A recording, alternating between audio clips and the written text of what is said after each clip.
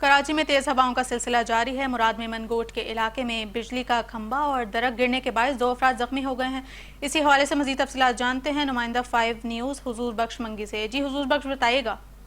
जी बिल्कुल, शहर कायद की अगर बात की जाए तो मुसलसल आज तीसरा रोज़ है, तेज़ हवाओं का सिलसिला जारी है। इस वक्त मैं मौजूद हूँ मेमन गोट के इलाके में, जहाँ पर दरख्त और बिजली के खंभे गिरने के वाक़यात पेश आए हैं।